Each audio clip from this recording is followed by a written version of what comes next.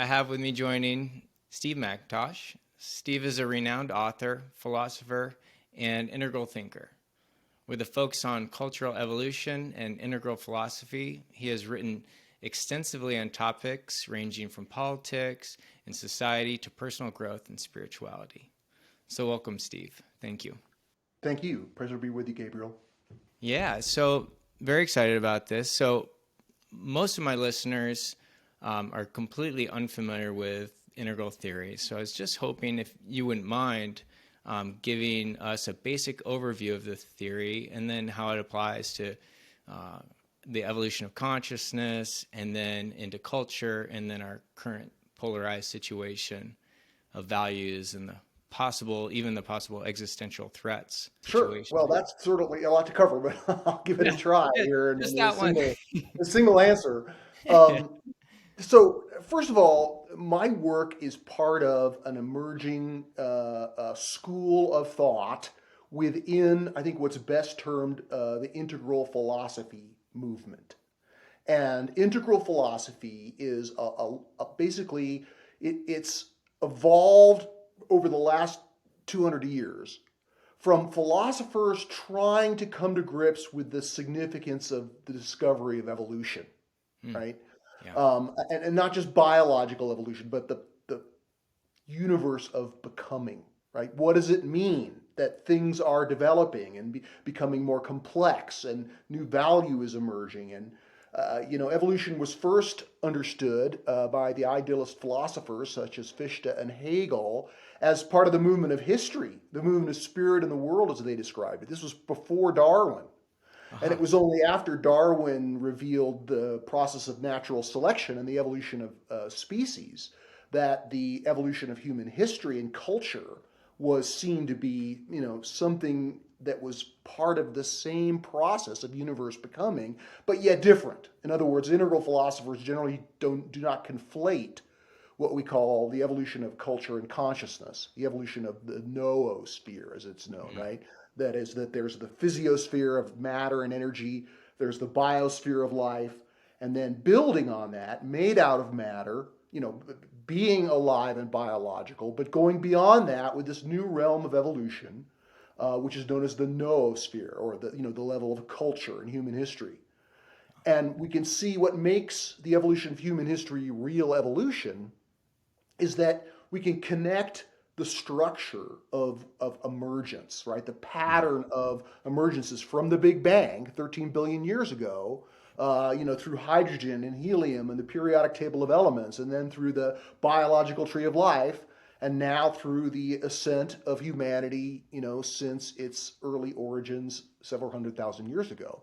So, what ties all these things, all these different kinds of evolution that proceed in different ways, right? Cosmological evolution does not proceed by natural selection. And then we have biological evolution with natural selection. And then we have cultural evolution with what we might call actual selection. People are trying to improve the human condition and make things better. And it's this Mm. trying to improve things that has brought us where we are today, despite the setbacks and new problems that have occurred with the rise of modernity and our current age. There are many excellent arguments for evolution is continuing. And what really grounds the evidence for this is that this structure of emergence exists, like each human body is a little microcosmic expression of the structure of emergence overall, right? So Mm. the most numerous atom in our body is hydrogen atoms, right? Yeah. Hydrogen is created only one time at the beginning of the universe. All the hydrogen in the universe is created with a Big Bang, none since. And that Big Bang's in our bodies as the foundation of this structure of emergence. And so we've got the periodic table, at least most of it within our bodies. We certainly have all of the innovations and achievements of biological evolution, which we represent. But our minds and the cultural consciousness that we're using to make meaning in this moment also depends on this structure of worldviews and, Wow. understanding of the meaning of what it means to be a human and how we can make things better here on Earth. This is embodied in our minds in the same way that biology is embodied in our bodies and physics is embodied in our chemistry, right? So philosophers have been trying to understand that, really beginning with Hegel, Uh, Georg Hegel, about 200 years ago.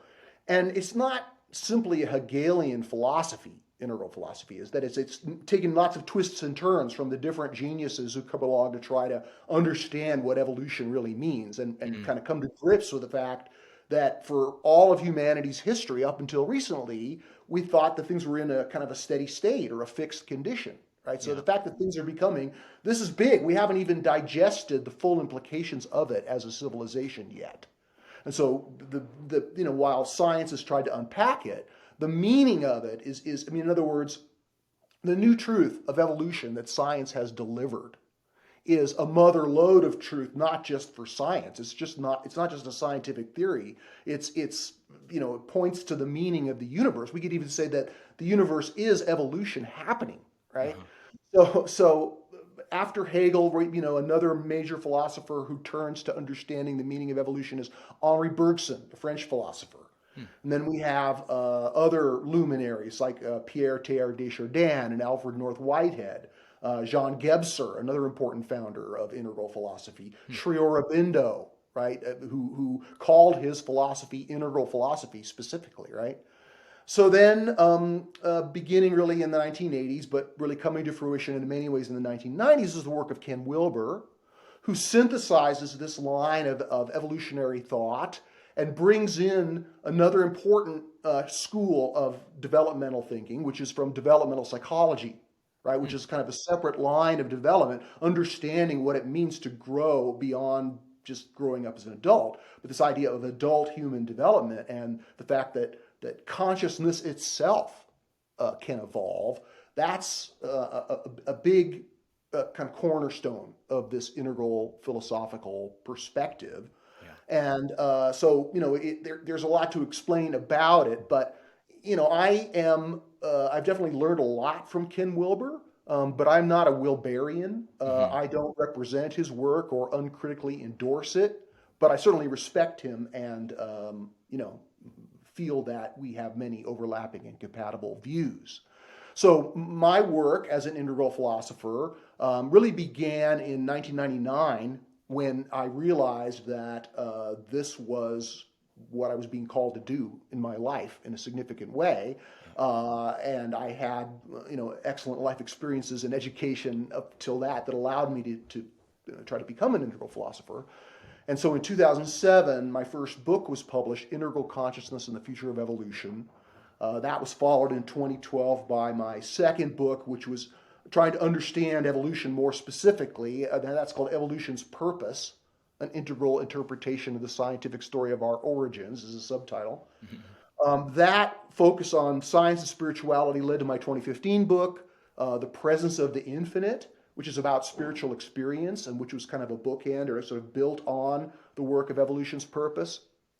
But then beginning in 2017, I realized that this way of understanding the evolution of human culture, it's evolution overall, but that the specific focus is on cultural evolution, with the idea being that almost every human problem we can point to has at least part of it that is a problem of consciousness. In other Mhm. words, if consciousness could be evolved, the problem could be solved. Yeah.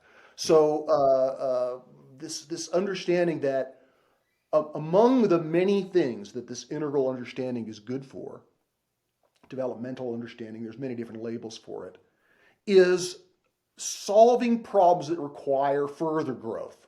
And so that's what, beginning in 2017, turned my focus to the political problem of hyperpolarization, right? The Mhm. fact that our politics are kind of frozen or broken or dysfunctional at best, and that ultimately this has resulted. I mean, there are many diagnoses, many contributing causes, but according to my lights, what's really caused the hyperpolarization of America, especially, but other developed countries as well, is the fact that part of the population has culturally evolved significantly, and other aspects of the population have not experienced cultural evolution to the extent that our society is kind of stretched out culturally. It no longer coheres as a governable entity.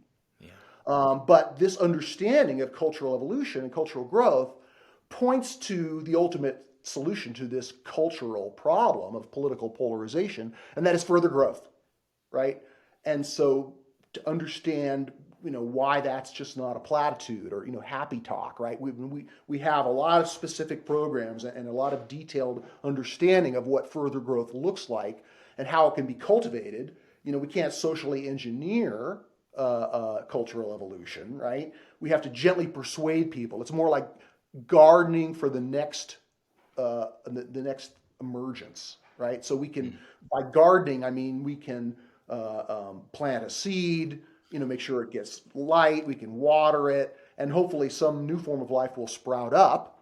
We're not at the end of history. The cultural evolution that we've experienced so far, it almost inevitably will continue. Regression is always a possibility, and there are many entrepreneurs of doom in the marketplace of ideas now, kind of saying that humanity is going to end, or there's some, meta crisis that we'll never solve. And while there are certainly, bigger challenges than we've ever faced, we're also more evolved than we've ever been, and our ability to actually meet those challenges by growing out of them, by growing to this next level of development, as I argue extensively in my latest book, my 2020 book, Developmental Politics, we can approach this as a social project, as a movement, as an emergent worldview that transcends and includes the best of what's come before, right? Yeah. So as part of this political work, I'm the co-founder of a nonprofit organization, the Institute for Cultural Evolution, and our work focuses in lots of different ways on promoting the very idea of cultural evolution. In other words, just being able to see that culture is evolving, and specifically to see what I argue in developmental politics are the basic units of culture, which are these large-scale worldviews, these intergenerational worldviews that persist across history, right?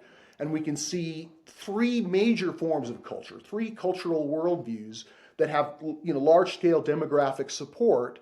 But the reason they're just not all just left and right is that we can see a pattern of emergence within these, right? So the three main worldviews that's important to kind of lay down as a foundation for my thinking and talking about it with you is the persistent and still somewhat vibrant traditional religious worldview, right? That's thousands of years old, right? In America, it's sort of the Judeo-Christian worldview, which includes many traditionalists, evangelicals, Orthodox Jews, traditional Muslims. In other words, there are many religious people in the United States, and their culture it very much is its own worldview, right?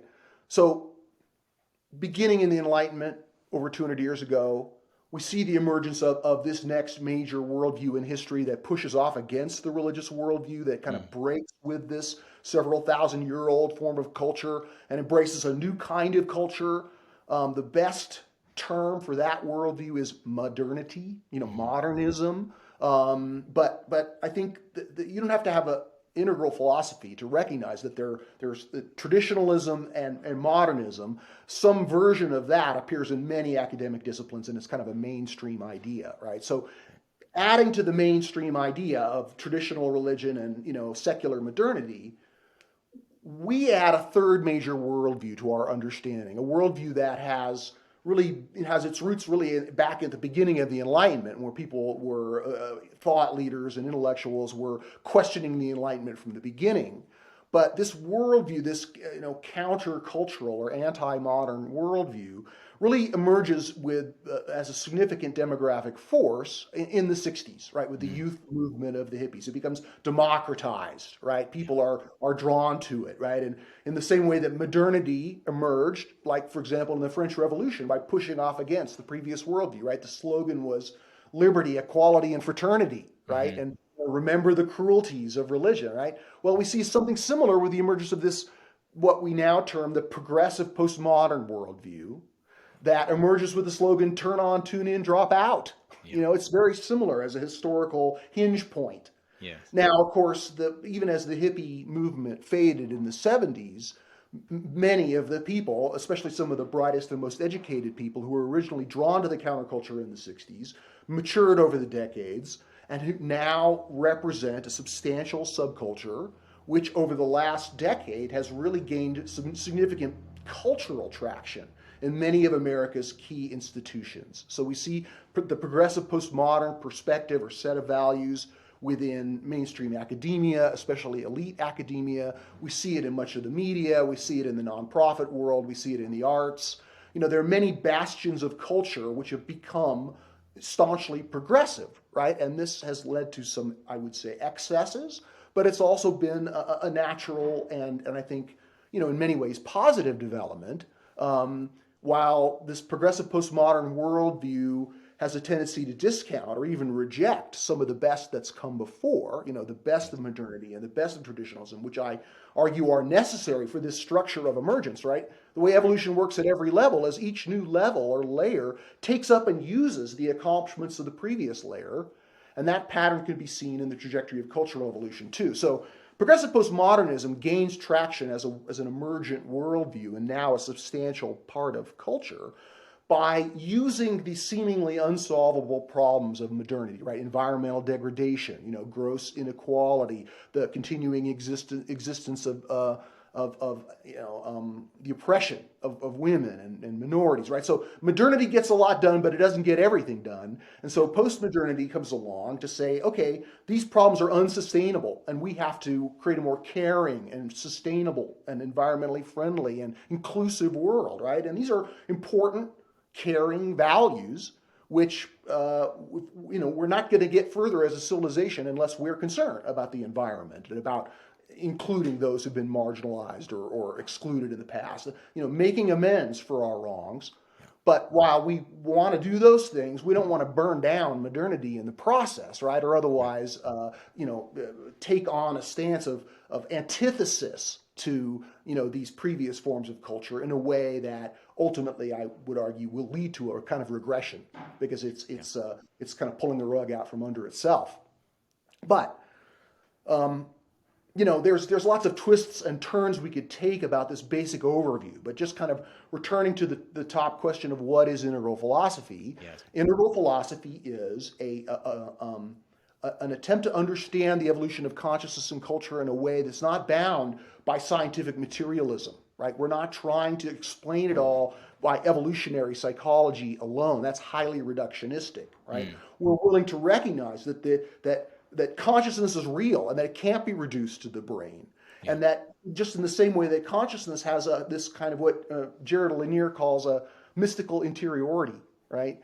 That there's something going on inside of our brain, meaning maybe even brain is not the right word. In other words, what it means to be a human includes this subjective sentient awareness and understanding it as an interior dimension of reality. That's really a first principle. It's not something that pops out at the top. Mm-hmm. This interiority is something that goes all the way down to the beginning. It's like matter and energy. It's a fundamental part of the universe that is consciousness. Yes. And in the same way that consciousness has an interior, human culture also has an interior in the sense of there are value agreements that make these worldviews real systems that persist across generations. They're not just static propositions. They're joint commitments that have a kind of life of their own. And the best way to understand those joint commitments and how they work and how they can be formed and how negative ones can be, pushed back against, all of that requires an understanding of the interior of culture, which is, kind of a nerdy technical part of the philosophy. This idea of ontological intersubjectivity is the official name for it philosophically. But the idea that we're honoring science, we want to harmonize science and spirituality, but we're not limited only by what we can say from a secular or material or physical point of view, but we're self-critical.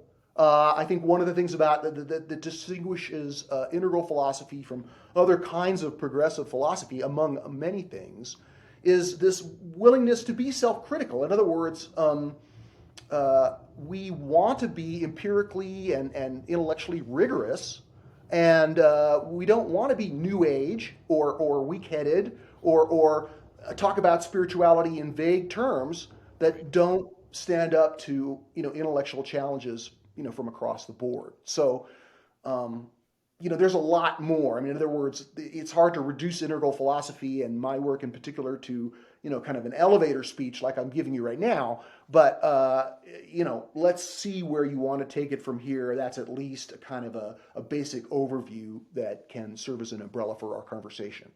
Yeah, no, that's beautiful.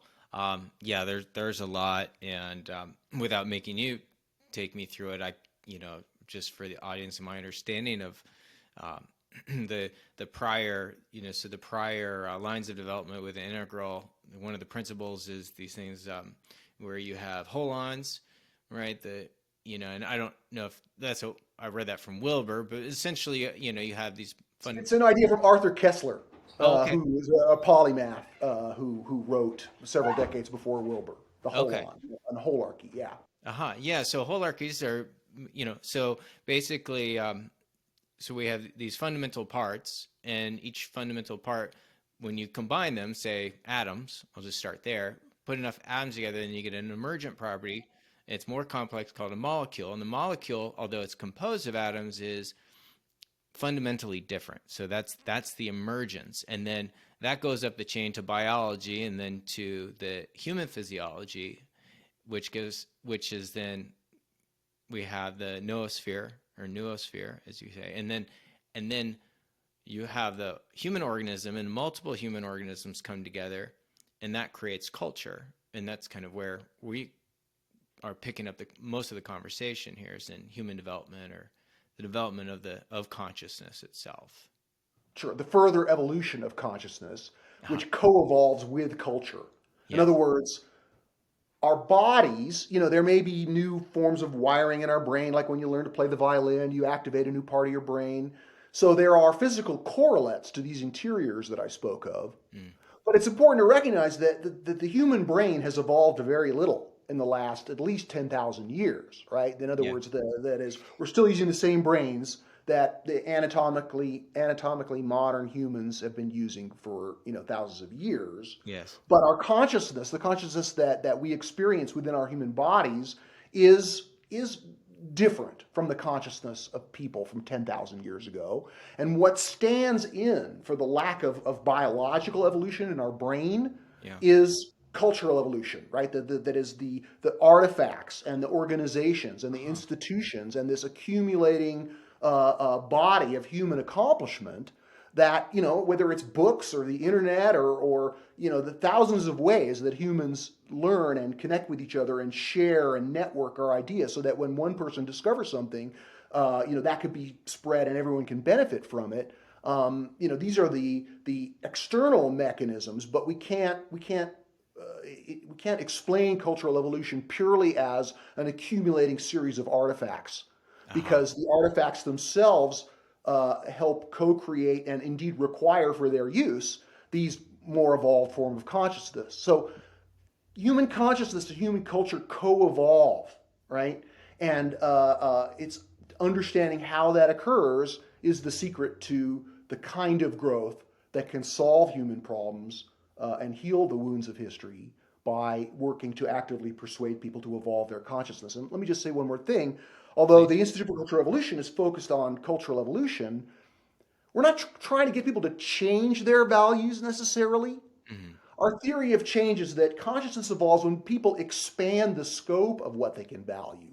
So it's possible for people who have a center of gravity and cultural loyalties within a traditional worldview to evolve their consciousness by coming to appreciate secular values and progressive values in a way that doesn't require them to abandon their traditional values. Yes. And we can see the same thing with, so each, modernity, progressivism, these three major worldviews that I spoke of, each one can be understood as a line of development in its own right, right? So even though we also recognize evolution as people growing up through these stages of development and hopefully into this next emergent stage, from the antithesis of progressivism to the synthesis of integralism, that evolution of consciousness, that activity, is closely tied to values, because your values help establish your identity. They help establish your ability to perceive the good, the true, and the beautiful. It helps you connect with others who have similar kinds of consciousness so that you can form these joint commitments that create these worldviews. So, there's a lot to it. But I spoke about the structure of emergence, right? Going back to the Big Bang. And this theory of holons, Kessler's theory of holons, really does help explain how each step in this structure of emergence is both a whole in itself and a part of something else. Yes. And so our current culture can be understand that too. And there is a leading edge of development. Again, there's plenty of arguments for that, but I can just assert it at this point. And where that leading edge of development is, I think the opportunity to move to a more evolved worldview, a more evolved form of culture, involves including more, right? So progressive postmodernism gains its evolution by including those who've been marginalized and victimized, and that's an important move of inclusion. But even though it does that, it has a hard time including those that disagree with it. So you're included as long as you share that worldview. Right. But if you have a different set of values, then you're, the deplorable, or you're the evil capitalist, or whatever you are. If you're not progressive, you're not included. Well, this next step broadens the scope of inclusion through an expanded scope of values that can value the values of traditionalism, even while rejecting the pathologies that go with that culture. It can value the values of modernity, even as it rejects the unsustainability and the negatives. It can recognize the important values of progressivism, even though it recognizes progressivism's shortcomings, and how progressivism's own problems and challenges are really, they're what open the door for this next level of development, right? So we're trying to value all those worldviews in that entire spectrum of values, and that's our technique of including more and thus evolving to the next level. Yeah, there's so much here. So one of the, God, so many directions to go. I had a question laid out, but you said something that I had never really thought of in this way before. But I want to see if I have it right. So we have this cultural organism, meaning that the culture creates the evolution of consciousness, but our brains haven't evolved, as you said. And well, not in any. In other words, an animal. In order for animals to get smarter, they have to evolve their biology. Yeah. Right. They have to have new brain structures. Right. So Yes. a mammal has a limbic system which a reptile lacks, and it's the emergence of the limbic system which gives mammals all kinds of abilities that reptiles don't have. Right. Right. And in other words, for a monkey to become an ape, its brain has to evolve to have new capacities that monkeys don't have, which great apes do, right? Yeah. However, human animals, our physiology has not changed, and so therefore the way that we evolve has to be explained in non-biological terms, which is what we do by focusing on cultural evolution. Culture. Yeah, so that's fascinating. I had somehow missed that right in front of me. Not that I would catch that. I don't do a lot of thinking about the evolution of the human brain, but so my curiosity, it seems mystical that culture, the we space, the group, would somehow evolve my own individual consciousness.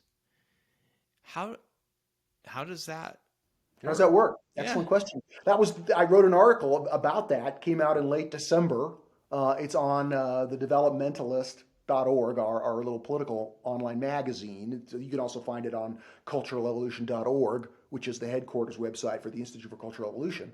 Anyway, the article, in a highly oversimplified description of human consciousness, right? I mean, it would take, many volumes to adequately address human consciousness. But as I explain in the article, at least one way of understanding the influence of culture on our consciousness is that we are born with a certain degree of biological consciousness. In other words, evolutionary psychology, right? And that is almost, as long as a human has parents, right, it's going to grow up, it's going to have this set of capacities and awarenesses and competencies that just go with having a human brain and a human body, right? But there are also significant influences on our culture, on our consciousness, and that is the culture that we grow up in. I mean, we could probably reduce this to nature and nurture, but it's a little more complex than that, because in between these somewhat deterministic influences of our biology, right? When you stub your toe, you get mad, right? It's Yeah. biological consciousness, right? Yes. And also significantly influential impact of cultural consciousness, right? The place we grow up, our friends, our family, the institutions that we have loyalties to, all of these things help define our identity and construct our thinking and our awareness and what we define as the good life, etc. Mm. But I also argue that in between these sort of significant influences from below through our biological consciousness and from above, if you will, from our larger culture, there is a degree of human freedom. In other Mm. words, we're not completely determined by our culture. We're not completely determined by our biology. Mm. And while there may be folks who argue that consciousness can be reduced to these deterministic influences, the fact that humanity has exhibited this amazing outpouring of creativity, right, especially over the last several hundred years, points to the fact that we're not completely determined, that within us exists, a little tiny opening where we can have some say, right? And as Abraham Maslow, the famous developmental psychologist, argued, that as people become self-actualized, their free will or their self-determination increases, right? They become less determined or pushed around Yeah. by their evolutionary psychology or these Mm. cultural influences, right? So that's part Yeah. of the spiritual growth results in freedom, right? The direction is liberation, Yes. and so you can't understand interiority. You can't understand the possibility that humans have to improve our conditions in meaningful ways that are we're not just going along for the ride. We're agents of evolution, right? We're co-creators of where the universe is going at this moment. And part of that involves this ability to be creative, this ability to choose, this ability to make moral choices, right? If you don't have any choice, if you were coerced, then you can't make a moral choice, right? That's what the law says, right? There has to be intentionality. And so the idea that within us is a little opening, a little fragment of freedom, right? What you might call an uncaused cause, right? Mm. That's the whole point. If you're free, you're not determined, at least Mhm. not entirely. Now, Yes. we're not, no human is completely free of these determining and highly influential forces. Yeah. But my direct experience is that I do have a choice, and my philosophical understanding of the meaning of what it means to be a human underscores and explains the fact that that's kind of what makes us different, right? In Mm. other words, the difference between a human and an ape is tiny, right? We share almost the same DNA. Our brains are all, in other words, if you try to find the big difference between humans and other animals, almost anything you can point to is it's this kind of continuum, this gradient of development. And yet, there's a gap. There's a significant difference between what it is to be a human and what it is to be an ape. That is, we're fully biological, like the higher mammals, but we also have something extra, and that's something extra. There's many ways to talk about it, but one way of understanding is we can always imagine how things can be better, right? Animal needs can be satisfied, but human needs can never be satisfied because as soon as we take care of one set of needs, we awaken to a higher level of needs, right? And so Mm. that's what is driving cultural evolution, is that our ability to imagine a better and more fulfilling life. And Uh-huh. that ability to imagine and be creative is directly, incumbent upon this degree of freedom, this uncaused cause that makes us agents of evolution and authentic spiritual creatures. Yes. Very cool. Gosh. So that all ended with freedom and creativity, which is I'm delighted by. I maybe a year and a half ago, so I just have some rental properties, and I have a handyman, and he struggles with money, right? And so I've tried to explain things to him as far as what works and what doesn't work, saving money. And so what I did is I wrote this short story, a vignette, just about. It started with kind of the foragers in the forest, and all they can do, it's hand to mouth, and so spend 18 hours a day just trying to get enough to eat, and so there's really not much freedom in that if you want to survive. And I I follow it basically to, and I'll try to make my point concisely here.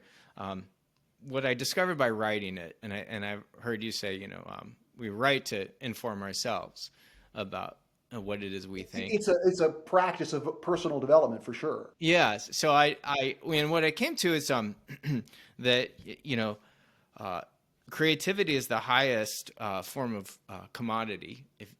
And it's probably not a great word for it, but how I came to that was if you're able to save a little, sacrifice a little, and have a little bit more for tomorrow, that gives you a little bit more freedom to be creative of how, you know what, I'm going to stop foraging for food. I'm going to save enough to buy a bow and arrow. And now I can get that many more calories in a fraction of the time, which frees me up to, maybe I could learn actually how to farm and scale that up. And so it's a very simple story. But what I got from that, and what I'm delighted to hear you say is seeing how those two come together is at the pinnacle is that creativity and that imagination. So in other words, we evolved. So the good things about modernism is that surplus, right? The technology, the efficiency. So now we come out and it's like, I have all this free time. And so that free time frees us up to imagine what could even be better. But up until that point, all we could imagine was how we were going to get our next meal. That's cool. Sure. Well, I can speak to that. Yeah. First, there has been some interesting evidence that shows that the hunter-gatherers actually had more free time than the agriculturalists.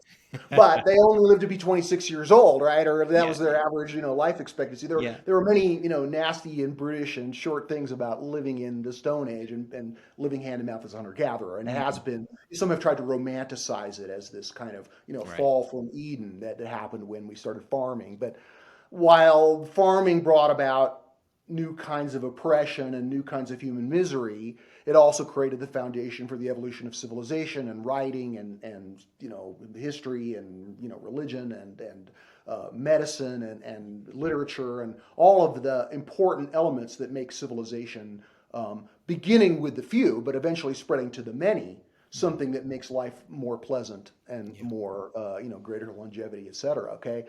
But still, ever since like the emergence of these agricultural civilizations, right, beginning in the Fertile Crescent like 5,000 years ago, and in the Indus Valley and other places, but since the transition from the hunter-gatherer form of social organization that persisted for hundreds of thousands of years, we have these religious civilizations.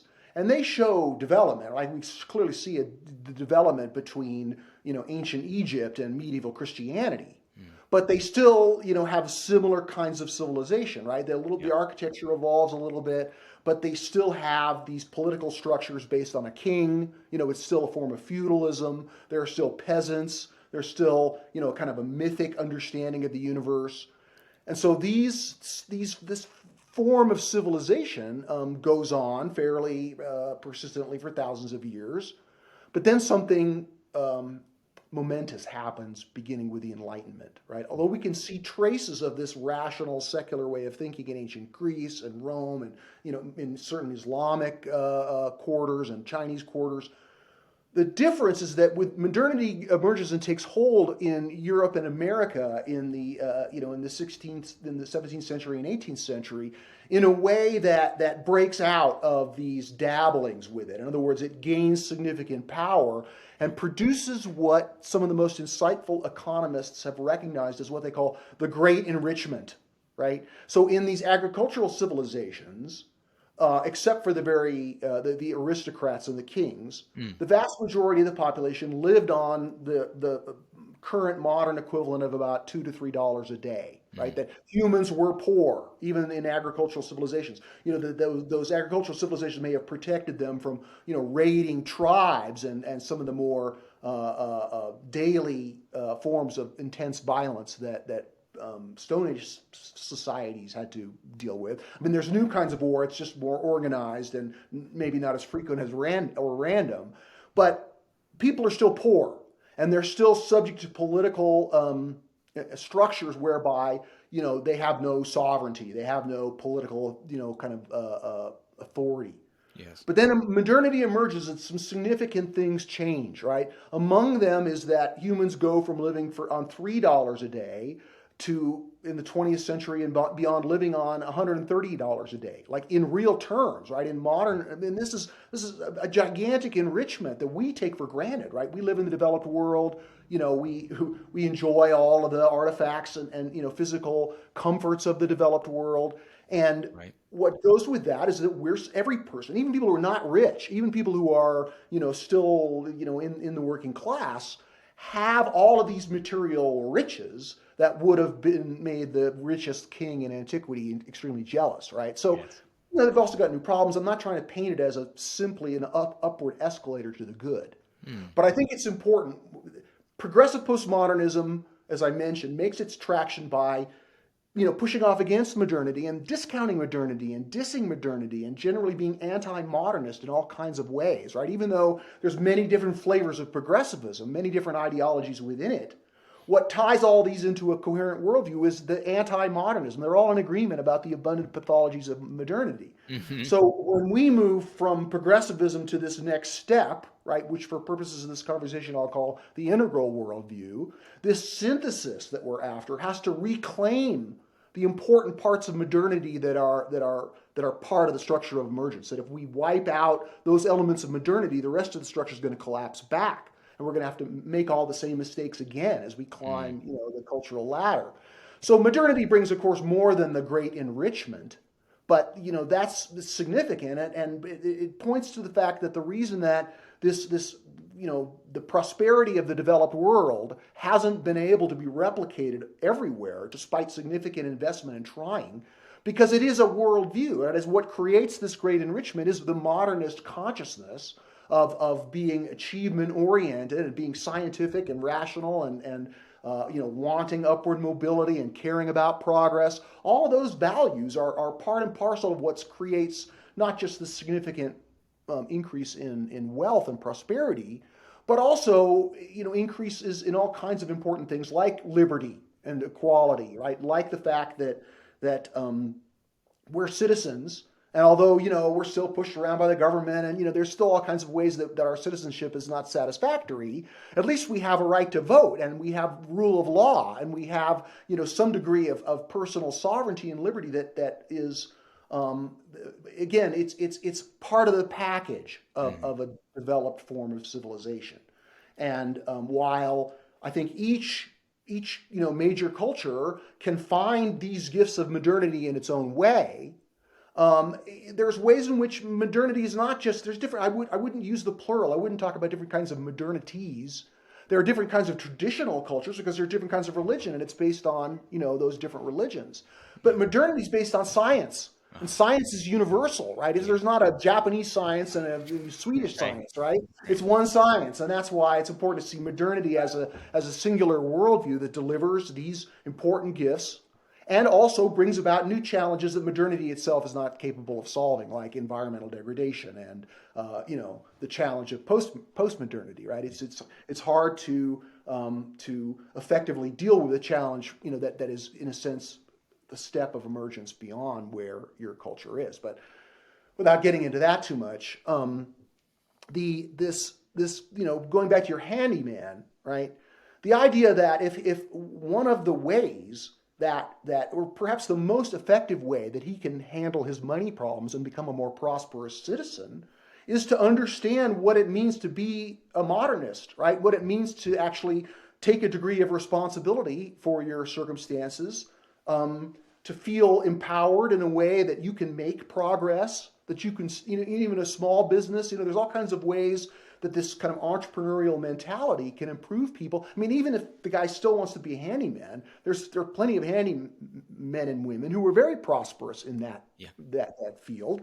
So, a lot of it has to do with understanding these, self-imposed limitations, and self-doubts and this kind of lack of confidence and the willingness to have a go and try something new. I don't know this person, so I don't want to presume to diagnose how to improve their lives. But it's worth saying that prosperity goes with modernist consciousness, Hmm. and this is something that people can adopt and achieve and begin to identify with, and it can have direct influence on their physical circumstance.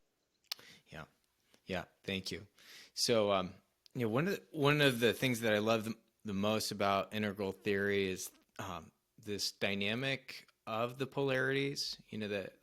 The dialectic, the Hegelian dialectic, and then also I think, and then picking from, was it Plato? Is he the one that did Good, True, and the Beautiful? Is he?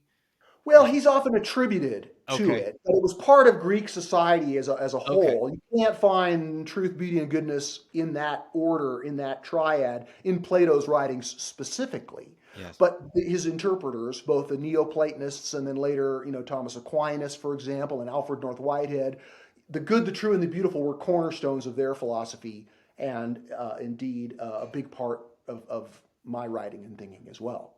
There's something very special. Like there are plenty of intrinsic values. We can include love and freedom and all kinds of justice, all kinds of things that are important.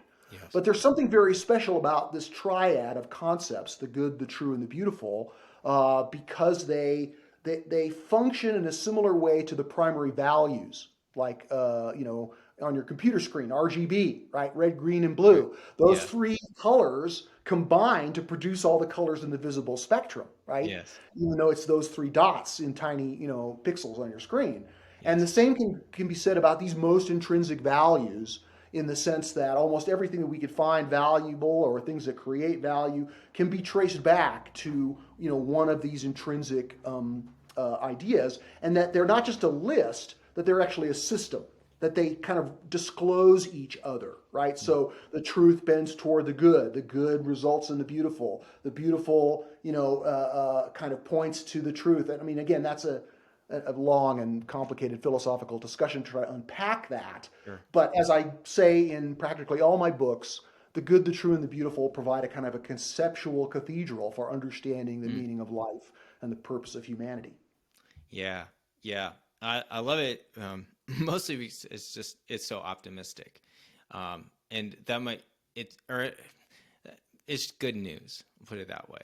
I find that it uplifts me, and to observe that in nature or in reality, as yes, there's these things that uphold evolution, and yes, and I'm also curious. So there's that, and then I think I heard you use the word, is it telos?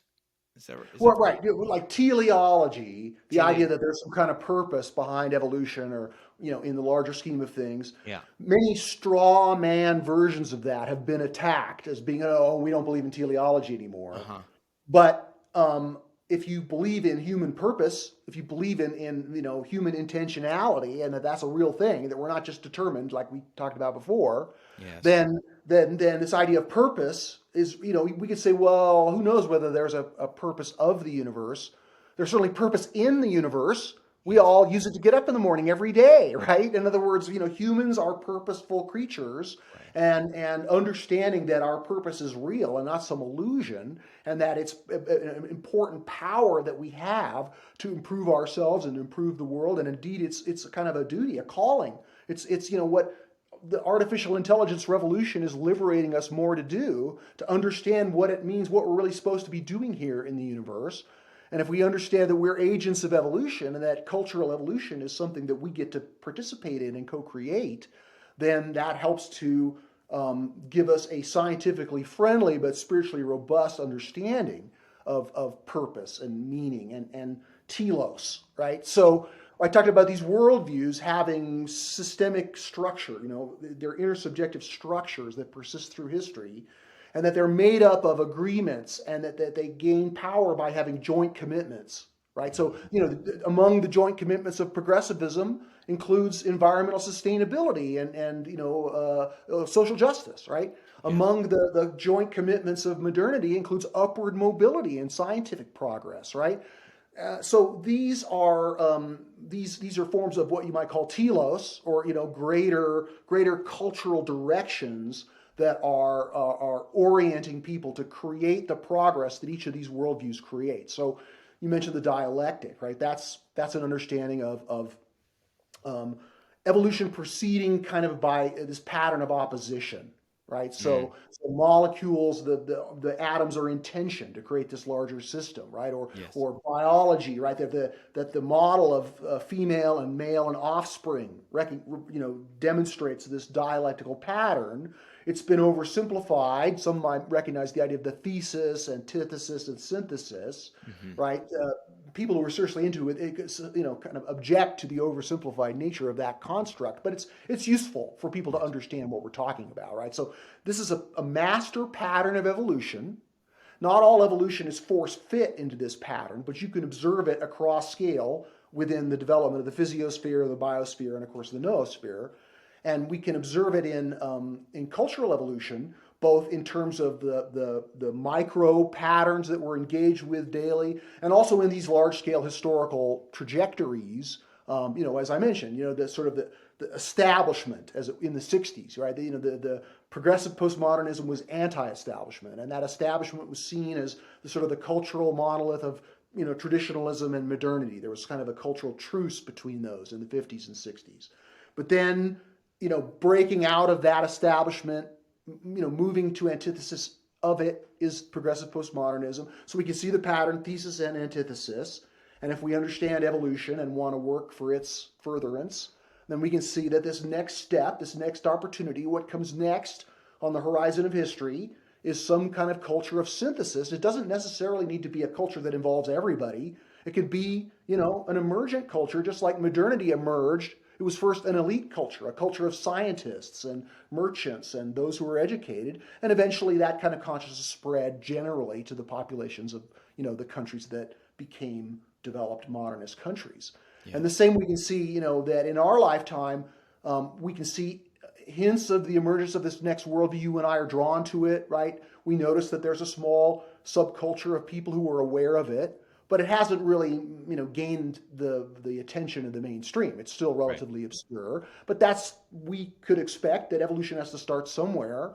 Even being able to recognize progressive postmodernism as a worldview is something that the rest of the society has a hard time doing. They Yes. just see it as the far left. They Right. can't see why it's gained so much power over America's institutions. But as soon as they understand that it's a cultural worldview that provides identity and has its own telos, and Yeah. that all these different ideologies within it gain sustenance by being part of this larger worldview, then they can begin to understand, they can see it for its good and bad, instead of seeing it only for the good, which its adherents do, or seeing it only for its bad, which its opponents do. We can see both. And that's the technique, that's the secret for both transcending it and including it into something bigger, Yeah. better, inclusive. Yeah. Yeah. The I think the first time I ever heard about integral was through the whole yes and principle. Is rather than a either or, and so I've always used that as a framework for not always. When I'm clear headed, I use it as a framework for moving through polarities or just disagreements on a more pragmatic basis. It's just Sure, and it's a good start. yeah. But I would also say that we're not just trying to create some Pollyanna, kumbaya, we're all just humans, let's get Yeah. together.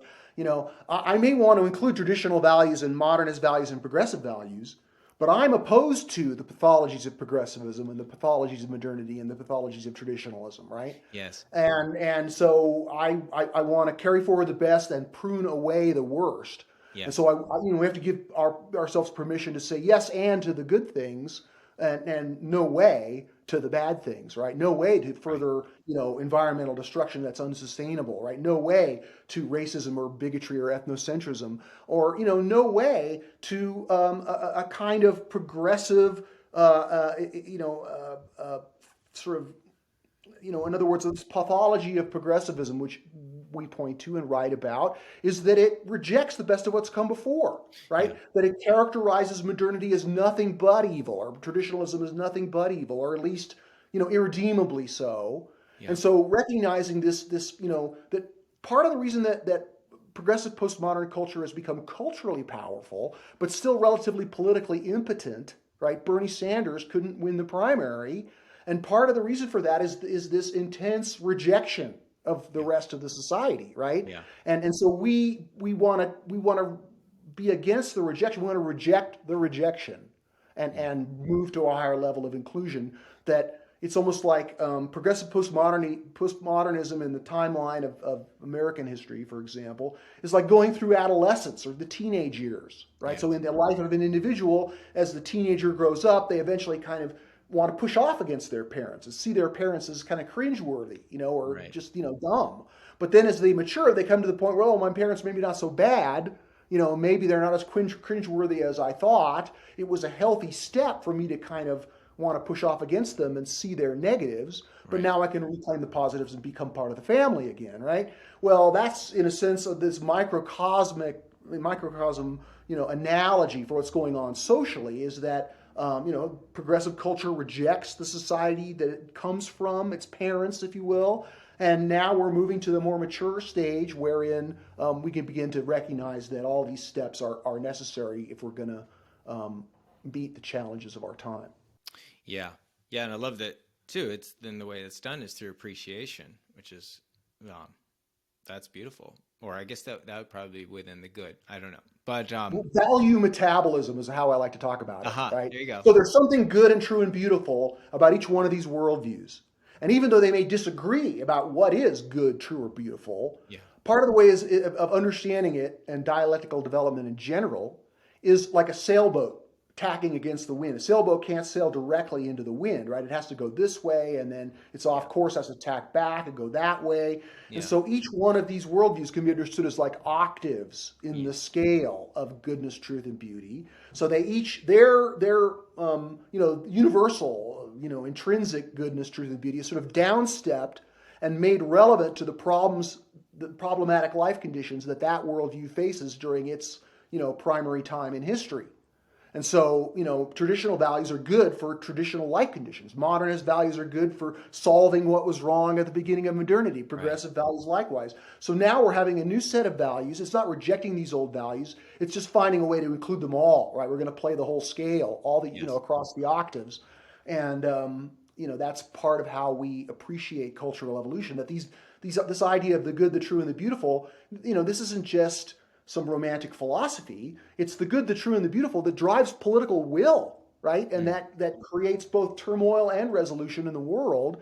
These values have a powerful effect on our minds, right? And our hearts. And they act, in a magnetic way, or like a gravitational way to attract us and motivate us to do what we do in life. So a deeper understanding of values, a kind of physics of value, which include this idea of polarities and how those work, how, just like electricity, always forms this polar circuit, we can see something very similar in this sort of the magnetic forces that drive human motivation, namely values. And we can recognize how almost all values and things relatedly that create value are in these indestructible, interdependent polarities, like real and ideal, or liberty and equality, or competition and cooperation. I mean, we could name a whole bunch of, sort of fundamental polarities wherein people are, often, like, for example, progressive postmodernism tends to elevate one pole and exclude the other, right? So cooperation is good, competition is bad. Yes. And part of that is a reaction to modernity, where competition is really the emphasis value. Cooperation is, it's more individualistic. Cooperation is not as important as competition in the value-creating project of modernity. And cooperation is more important to the value-creating priorities of progressivism, right? But now at this level of synthesis, we can see, we don't have to either just, say cooperation is good and competition is bad, or vice versa. We can recognize how these two ideally are in a relationship of challenge and support. That the ability of competition to create value, which it clearly does, it depends on it being in a relationship with cooperation, and vice versa. Same with the real and the ideal. Any polarity we can mention that is interdependent, and that it's positive. It's not a polarity of up and down or black and white, or maybe that's not the best analogy, but it's not. There are plenty of opposites in the world, and many of them involve something good and something bad. The kind of polarities that indicate this physics of value are polarities of good versus good, or good Yes. in relationship to good, Yeah. and understanding that, Niels Bohr, the physicist, he wrote that the opposite of a small truth is a falsehood, but the opposite of a great truth is another great truth, right? Mm. So we're all one. It's a great truth. Yeah. We're all original. We're all each unique in ourselves, right? That's another great truth, and those two are in an interdependent relationship to each Integral theory is not an either or. And you hear both and or yes and. And then, as you said, and just summarizing, as you said, it's also not in the middle, right? It's like we have two, liberty and equality, right? And so integral theory doesn't recommend, although of course it wouldn't do that, but it wouldn't, the way that this thing works over is that we don't split the difference. It's like, you want a hot coffee or an iced coffee? Well, nobody wants a lukewarm coffee, but we take the good, true, and beautiful about both, and we get something novel and emergent and more complex, and in the direction of growth or evolution of the totality or the whole shebang, right? the So structure of emergence, right? yes, Yeah, the yeah. universe So itself. Yeah. right. So I love that, and it just gives me hope in what I see. It's and I'm sure you see this too, of course, quite clearly. It's have the modernists, who want capitalism and let's go and success, right, and continued growth. And I guess I should be clear on growth, because growth is a term that applies to different. It means different things, right? So to a modernist, or to the ones I know and to myself, it's like it's just grow and grow and grow. But that's a myth, because we're running out of resources, right? It's like you can't just keep growing, right? Well, it's, in certain lines information can grow, right? Yes, The yeah, economy can grow. yeah, In other words, the growth that's supplied by the emergence of Microsoft, while they use more electricity in their servers, et cetera, yeah, we can't say that that the wealth that was created by that company was stolen from the third world, or that it's somehow some kind of fixed pie. That right, clearly the pie is growing. Modernity proves that, yeah, clearly. mm, And so, you know, I think we need modernity, we need science, we need initiative and entrepreneurship right, to solve the problems like running out of certain resources, or environmental sustainability in general, which I mentioned. yes, Um, it's not so much optimism as it is hope, like you mentioned, right? yeah, There's kind of hope and faith that mm, although regression is possible, when we look behind us, we see mostly progress, in yeah, certain things becoming better, and a degree of commitment to that better, even without being naive about the problems that we face and the possibility for regression. That's actually a virtue practice, and something that I have a chapter on the practice of virtues in developmental politics, and that's an ancient line of philosophy that's been recently revived within mainstream academia, and positive psychology has really recognized how the practice of virtues are critical for human happiness and fulfillment. And so that's a new element of the world of philosophy that I try to bring in and integrate with yeah, existing integral philosophy. And part of that comes from recognizing the evolutionary impulse, right? The fact that we are drawn and driven, both pushed and pulled into making a difference while we're here, right? In other words, there's a feeling that people, especially folks on a spiritual path, have, that it's their duty to try to grow spiritually and to be better people. It's their duty to be good to their family and their friends and their neighbors, right? This is an evolution of culture in its own right, and it's directly tied to a sense of hope and faith and love, which are classical virtues that go back to antiquity. mm. So push and pull. So that's interesting. So what pulls us is kind of the aspirational, the Yeah, the vision of a better way, the yes, idea that something more beautiful, so yeah, there's more truth, that the universe is intelligible, for example, and yeah, that through science and other human endeavors, we can learn what's true. We can become closer to what's real. and that as we gain a more accurate and fulsome grasp of reality, this makes things better in all kinds of ways, like scientific medicine. Right? It's Yeah. improved the human condition immensely, and it's based on the fact that scientists came to understand, the nature of disease and the nature of microorganisms and the way the human body works. All of that is an achievement that it's based on progress in truth, Yeah. right? And while again things have gotten worse, there are forces of decay, and if you just focus on those, then you can become pretty pessimistic or kind of feel like we're going down the drain. But Yes. there's also forces of growth, and sometimes the forces of decay gain the upper hand. Mm. But throughout human history, the forces of growth have generally prevailed, or at least made a comeback, right after significant regressions.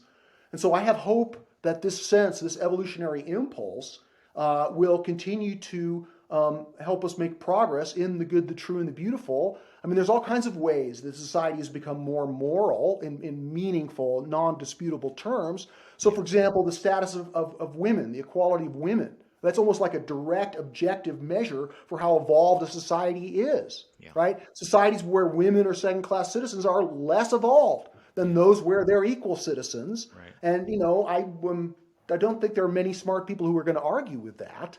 But yet they might argue that there's no moral progress, or there's no moral realism, right? That we're just projecting it. That they have a kind of a nihilistic or nihilistic view, Mm. and I reject that. Right? I Mm-hmm. think that the universe is intelligible, that truth is real, and we can grow in truth. Mm-hmm. That we can become more moral in all kinds of ways, even though there's forces of decay in that realm of goodness as well. And we can make things more beautiful by raising our consciousness and coming to see the beauty of nature more clearly than ever before, by trying to model our society on these forms of natural beauty, and by being motivated to find the beauty that's in the goodness and truth that is the opportunity, our heritage, our duty, our gift, as spiritual creatures who are able to both experience and create these intrinsic forms of value. I operate in this framework of, we so what human beings do is we tell ourselves stories, and I don't mean that some stories are truer than others. About and so as would it be fair to say that as consciousness evolves, our stories evolve. They become more complex, or a greater embrace, right? Or a greater embrace might be an emergent property of being more complex, right? We take more into account. But there is that, and that comes back to the other part of that question. There's also the push that you referred to. I'm curious, what is that push? Well, these are the problematic life conditions we face, Uh-huh. right? So each worldview. So if we look back at history, that is the problems of surviving and reproducing and dealing with warring tribes and the inevitable circumstances of frequent and indiscriminate violence that beset people who lived in this pre-literate time in history. That many of those problems are solved with the emergence of these great religious civilizations, right? So the warring tribes and starving hunter gatherers and all kinds of problems that beset humanity. That those are the problematic life conditions that help form the reciprocating values of traditionalism, right? Yeah. The values of loyalty to scripture and the values of an agreement about law and the rightful authority of the king and all those elements that are necessary for the formation of these religious civilizations, right? Yeah. But of course, the religious civilizations still don't have any kind of significant scientific medicine. They still don't understand the universe. They think the world is flat, for the most part. I mean, although we can find exceptions to that. There's all kinds of problems of stagnation and oppression that can't be solved from within those traditional religious civilizations. And this move to liberty, right? Liberty, equality, and fraternity, I mentioned that. Yeah. And this, the pursuit of science and truth and commerce and democracy and all those things that come with modernism, those are direct reactions to the problems, right? So the push is that things are not good, right? So the push that brought about the emergence of this progressive worldview was the war in Vietnam and the sort of the moral bankruptcy of modernity, at least from a progressive point of view, the fact that the environment was being destroyed by the emergence of modernity in ways that it didn't even care. The fact that some people were highly prosperous, but there were still these underclasses, right? Most of your viewers, I'm sure, will be familiar with the problems or the crusades that brought about this progressive worldview. Yeah. And those have since matured.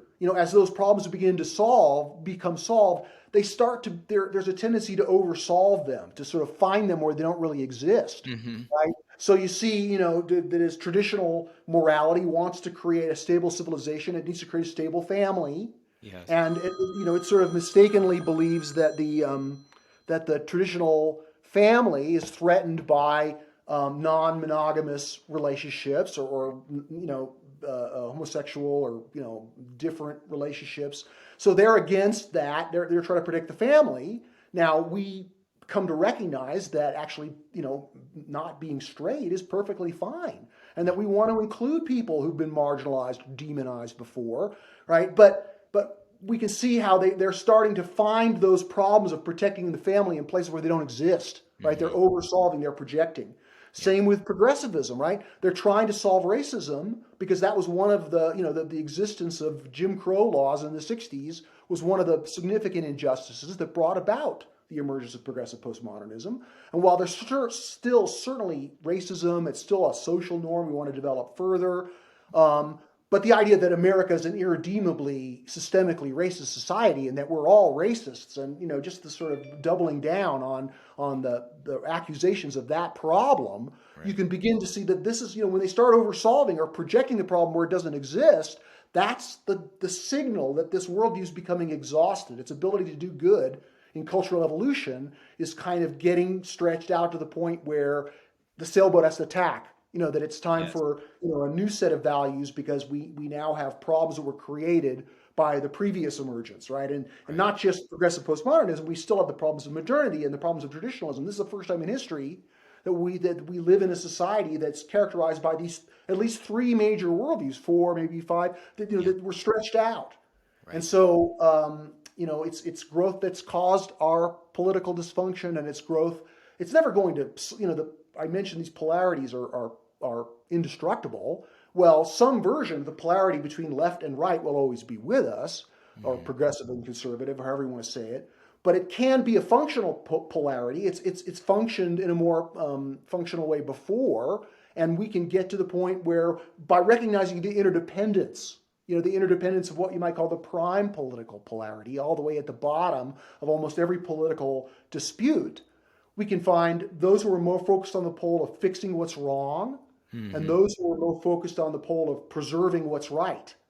But fixing what's wrong and preserving what's right, those activities are interdependent. Divorced from the other, they become pathological. If all you want to do is fix what's wrong, you end up wanting to burn down, everything and start from scratch, right? If you're only concerned about preserving what's right, then you reify the status quo and you're not able to make things better. Yeah. So ideally, we're, like evolution itself, it's sort of preserves the accomplishments of the previous level, and it takes up and uses those accomplishments. And just like we have to preserve the health of our body to be happy in our minds, we have to preserve the achievements of civilization, including elements that need improvement and reestablishment at a higher level. But some of the best of traditionalism, which is seen, in the better aspects of religion, or some of the best aspects of modernity, which are seen in economic freedom and the entrepreneurial opportunities for prosperity that creates. So, again, we're trying to carry forward the best and prune away the worst, and this requires at least, that I mentioned that with regard to your handyman, that adopting modernist consciousness by being aware that that's something that those are values that the person can metabolize more completely, and that's going to change their physical circumstances. We can say the same thing about this emerging integral worldview, is that understanding these cultural dynamics, you don't have to be a philosopher, but just being able to see the culture more clearly, like you mentioned, we're not trying to split the difference. Another way to think about that is that there's very little common ground left in our current political circumstances. So we're not trying to meet in the middle. That's like trying to find the center of a magnet, right? It throws you to one side or the other, right? Uh-huh. Yeah. What we're Yeah. trying to do is we're not trying to find, I mean, common ground is good, bipartisan cooperation is good when you can get it. We're not against that. Yeah. But we recognize that as a strategy and a political tactic, that that's the wrong strategy because ultimately people have good reasons for being opposed to each other. Yeah. But we can, instead of trying to find the non-existent common ground, we can begin to stake out higher ground. We can begin to recognize instead of the choices just being left or right, we're adding a vertical dimension of development and above, right? This Yes. idea that there's a more inclusive, higher position and that the consciousness and cultural identity that goes with that perspective is something that people can evolve into, and they can do it in a variety of ways. And one of the most simple and straightforward ways is to expand the scope of what they can value, as we talk about on our website and in my book.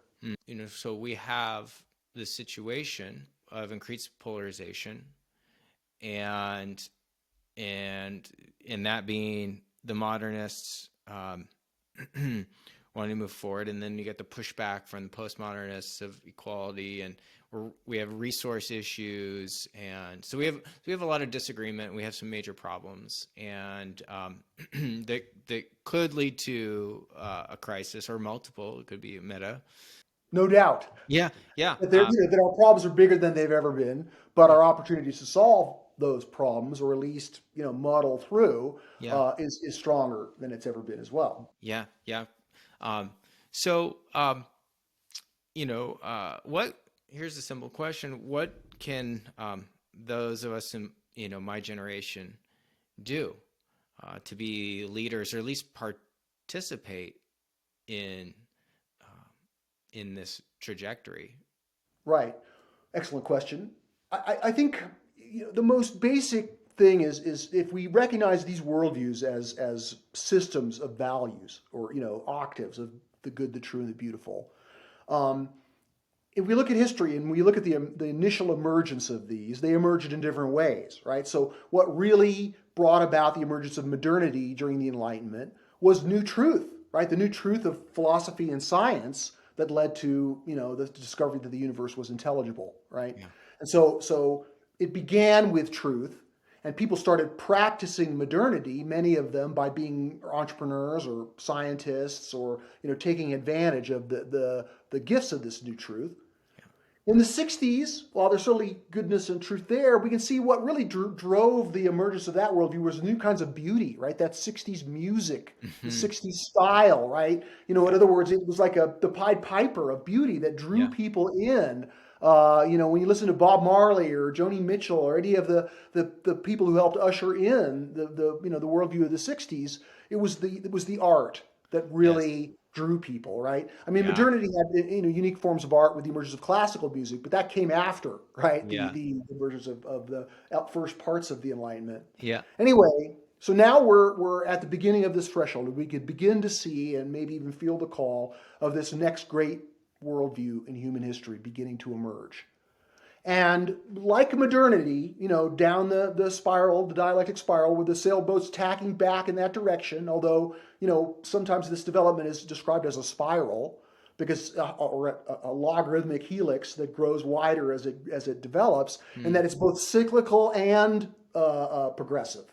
Yeah. That the circle's getting wider and going up, but it's Yes. also kind of returning. So that's how we unify those two, and that's a symbol of the whole method, right, of including, both and. But how can people get involved? What's emerging now is a new truth, right? And you could boil it down to, what is that new truth? Consciousness evolves.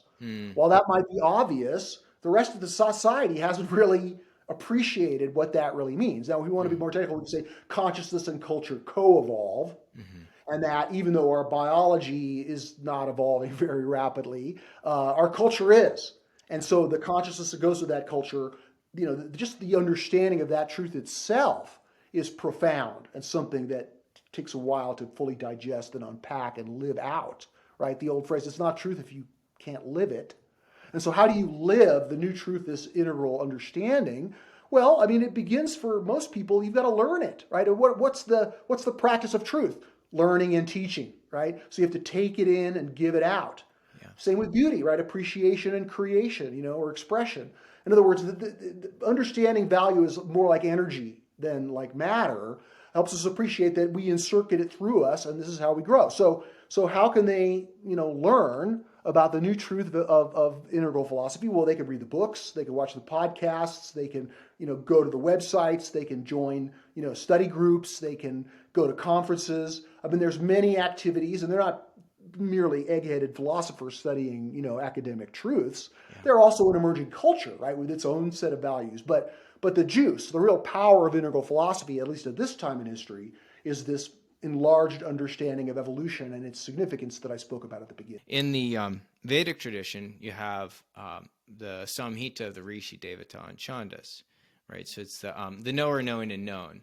And is there a way of saying that the three aspects of consciousness are knower, knowing, and known, or self and other, and then the in-between space would be the process of knowing or appreciating or seeing. And but according to that philosophy is that, in fact, those three are actually one. They just appear as three. And I'm wondering, for you, is your sense that these three are irreducible, or are they really just three heads to the one? Well, that's an excellent theological question. I think some of it is kind of paradoxical. It's like a moving target. So it's like if you take a film, like for example, they never quite understood how the order of when a horse ran, the order that the horse put their feet down. There were all these theories about it until they invented the motion picture. And then they could see all the still frames. They could see the horse running, and they understood it for the first time. Oh, okay. And it kind of busted some myths about Yeah. the order of the feet. Yeah. Well, we can see something similar when we look at the unfolding of value or the movement of spirit in the world, as some might put it. Yeah. In other words, if you take a snapshot, it's going to look one way, and if you take a different perspective, you're going to see different elements of it, right? Yes. So part of the way I would explain that is that it's really the source of reality as it appears in time is the three, there are two that are one, right? That it appears as one from one point of view, it appears as three from another point of view, and to get from one to three, you need to go through the step of two. Another way of appreciating this within the Vedic tradition, which you mentioned, is Sat Chit Ananda, or being, consciousness, and bliss, Yes. right? And another way of understanding that is, of course, there's being, but being, at least here in the finite universe, that being and consciousness co-create each other. Because in order for being to exist, it has to be recognized by something. But in order for consciousness to exist, it has to rely on being. But that the interaction of consciousness and being and the play of evolution is, produces this movement of spirit, what has been translated as bliss, but which I would call progress, or growth, or the evolution of consciousness. So again, this is something I argue for in my 2015 book, The Presence of the Infinite, which is about spiritual experience. And I think that we can have a non-dual view of ultimate reality. We can embrace this idea of the infinite is singular, and there's no separation, without pretending that here in the physical universe that oneness refracts into always something that's three, because here in the physical universe things are moving, right? That eternity has been removed to create time, right? Infinity's been removed to create space, right? And universal omniscience has been removed to create individual consciousness, so we can experience evolving, becoming incrementally more perfect step by step. Yeah. So, again, part of the way of understanding it is like two legs, right? So there's the right leg, and they step and they take turns, and there's the progress, right. But you need two legs. If you just try to bring the legs together, you're going to stand still or even fall over. And so allowing for a tri-unity is perhaps one way of putting it, at least as it can be seen from the perspective of human consciousness here in the finite universe, can prevent, kind of a non-dual fundamentalism, which has to be consistent, deny that the physical universe is real. It has to claim that the universe of self, culture, and nature are delusions. But Yes. they're not delusions. They may be less real than the ultimate, but our spiritual experience is an experience of the infinite, if in the finite, and that is an irreducibly real thing, Yeah. right? And I would say that in order to be able to perceive, to have a spiritual experience, to be able to perceive, these flashes of infinity, which we see as goodness, truth, and beauty, and samadhi, and all kinds of spiritual experiences we can name. But the point is that it takes the infinite to see the infinite. Mm. That this uncaused cause that I mentioned before, this little spark of spirit that indwells us, that this is what gives us the ability to recognize and have spiritual experiences. And this is, I think, an ultimately very powerful proof that our self is not a delusion, and that the phenomenal universe is not a delusion. We can recognize, we don't have to make it too concrete, right? We want to follow Whitehead as this idea of the fallacy of misplaced concreteness, right? Mm. Whitehead said that we get down to what is the universe. It's not matter or energy or quarks. The ultimate matter of fact is creativity, right? Mm. That what is the universe? It's creativity. It's Yes. this expanding unfolding of a massive creativity, and the fact that we're authentically creative creatures underscores that we are agents of evolution, and that as we're on our evolutionary journey, we can be humble, we can be we can have epistemic modesty, but we can still recognize our duty to respond to this pull of value gravity, and fulfill our heritage and our destiny of being effective agents of evolution. Mm. Beautiful. Thank you so much. Yeah, Y- appreciate this time together. Awesome. Yeah, I can't wait. How can people learn more about you? Sure. Okay, so as an author, my headquarters website is stevemcintosh.com, right? Macintosh with an MC.